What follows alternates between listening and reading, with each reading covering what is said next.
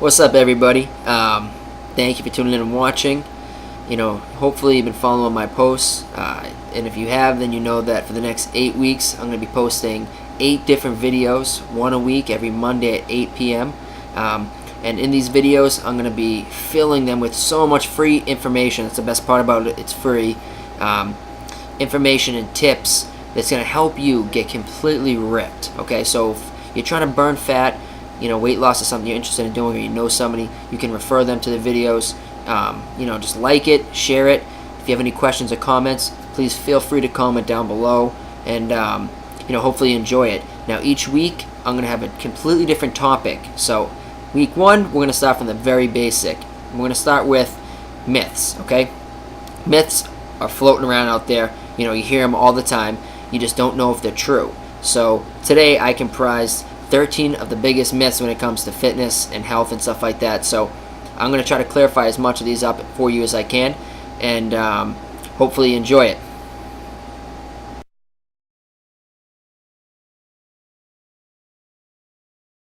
This one's simple. No, carbs are not bad for you whatsoever. So if you ever heard that, take whatever you heard and throw it out the window.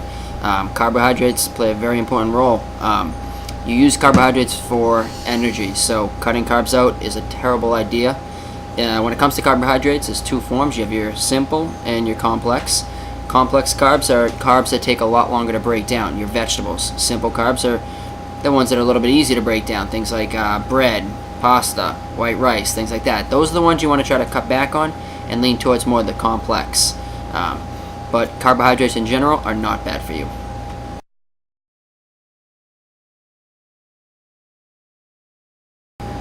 Fat is not bad for you whatsoever. Fat's actually really good for the body. It plays specific roles. One is supplying the body with energy. You actually get more energy from fat than you do carbohydrates. Also, it helps your body, absorb specific vitamins. So fat is something you definitely do not want to cut out of your diet.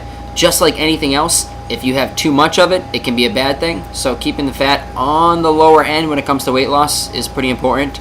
But as far as cutting all fat out, bad idea.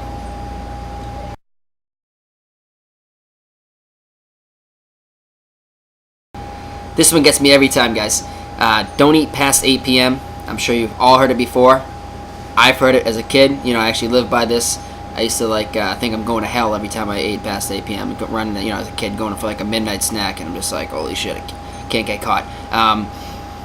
But basically, this whole idea came from the fact that, at nighttime people tend to wind down. They don't really cook, so it's easier to go for a quick snack that's not as healthy for you. So that's where this whole don't eat past 8 p.m. came from. But I can tell you one thing, calories, they can't tell time. Okay, so when you're eating something at 10 o'clock at night or at 11 o'clock at night, it's not like your body goes, holy shit, it's 11 o'clock at night, I'm going to store all the fat that's inside this snack or meal.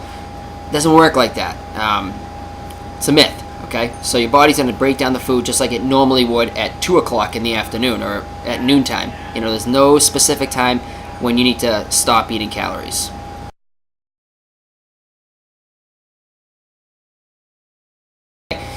Starving yourself is not the way to go. The only thing you're going to get out of starving yourself is a slower metabolism. You're decreasing your basal metabolic rate, which is the last thing you want to do when it comes to weight loss. In fact, you want to do the complete opposite. You want to speed up your metabolism, and you want to increase your basal metabolic rate. You do that through proper nutrition and exercise. The more muscle you put on the body, the higher your basal metabolic rate is going to be, the more calories your body's going to burn. With that comes weight loss. So no, do not starve yourself.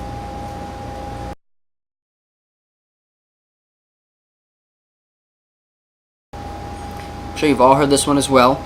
Eating every 3 hours is going to speed your metabolism up. Bullshit.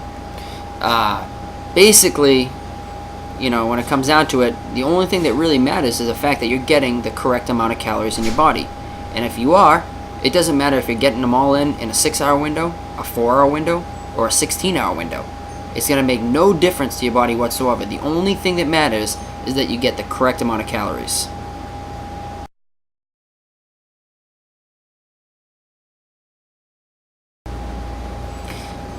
Diet. My take on diet, I don't really believe in it. and I'll explain to you exactly why. Okay, if I had a goal to lose 10 pounds, right?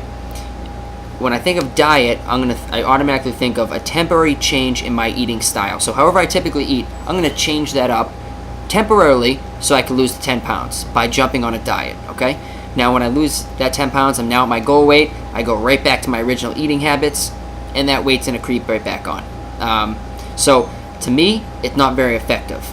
But instead, I want you to focus more on changing your actual eating habits permanently. So instead of jumping on these crazy diets to lose this weight, focus on what you're eating, change it so you start eating a lot healthier, okay? But don't jump on diets. Just change your daily lifestyle. The way you eat every day, make sure it's a lot healthier, much healthier eating habits, and you don't have to worry about dieting.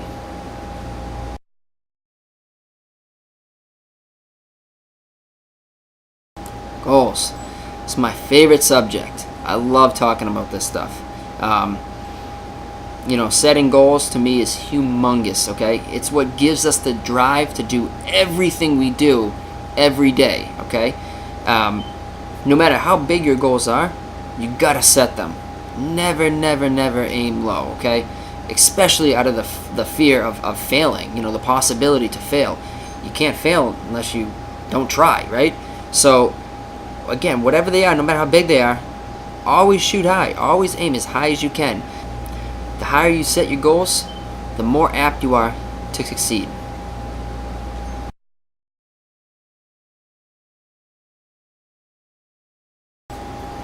Stretching.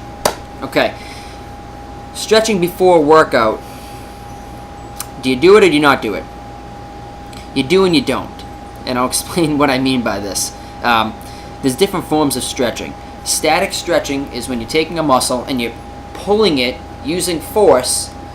That is something you want to do after a workout, not before. What happens is I have a cold muscle and I'm pulling that, I can actually cause micro tiny tears inside that muscle, which can actually lead to strength loss. Studies have shown that people that do static stretching can lose up to 30% of their strength during their workout just from pulling on specific muscles, right? So instead, stick to dynamic stretches. A dynamic stretch is when you take a joint and you're going through a specific range of motion with it, okay? So if I'm trying to stretch, my shoulder, I'm going to do a dynamic stretch or a dynamic warm-up for the shoulder. So what I mean by that is I'll take my arm, hold it out to the side, nice small circles, okay? Gradually getting wide until I'm going as wide as I can. I'm not pulling the muscle in a specific direction, but I'm carrying it through a range of motion. Lunges, alternating lunges, great dynamic warm-up or dynamic stretch for the hips, knees, if you're going to be performing a leg workout that day. So always stick with dynamic, never go static before a workout.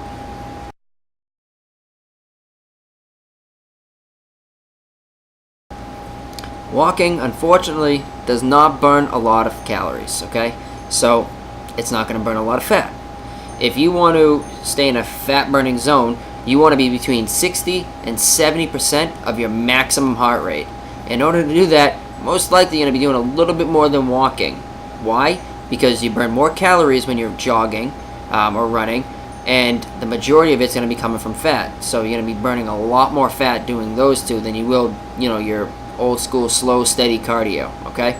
So walking, again, does not burn a lot of fat.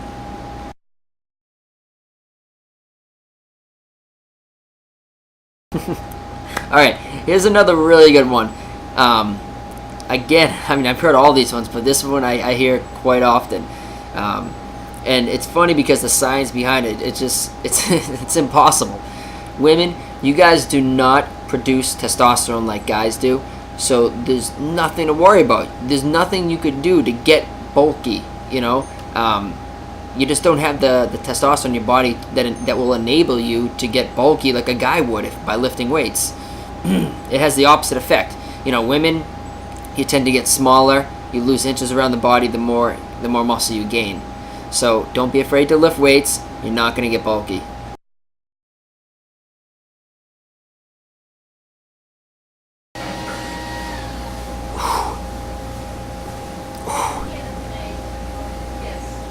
What's up? If you couldn't tell, I was doing crunches. Why? Because I'm trying to get my stomach ripped. I'm trying to remove all the fat from it. It's another myth. These myths just keep getting better and better. Okay, so if you've heard of this, you now know it's a myth. And this is called spot loss. So what spot loss is training a specific area in the body to remove the fat from that area. So perfect example, you saw me doing crunches because I want to get six-pack abs. I want to get the fat off my stomach, right? I want to remove that belly fat.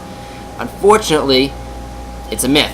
Doing crunches will not remove belly fat any more than doing squats remove fat in your ass. It just doesn't work like that. Okay? When your body burns fat, it decreases its fat from everywhere evenly. Okay? So you got to decrease your overall body fat percentage. So if you want abs, doing abs every day is not going to get you there. But decreasing your body fat to a certain percentage where they're visible will.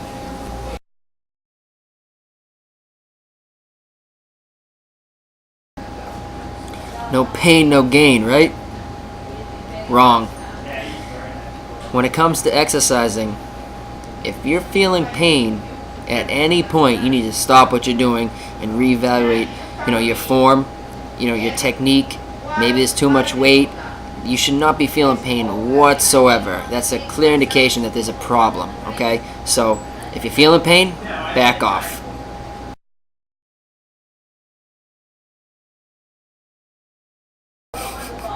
Alright, for this one, I'm going to hit you with two facts. Fact number one, sex on the average burns just as many calories as walking. Okay, now previously I stated that walking is not very effective for burning calories or fat. And that's going to lead me to fact number two. This one I found very strange, hard to believe, but the average guy only lasts 6 minutes. I know it sounds on the short side.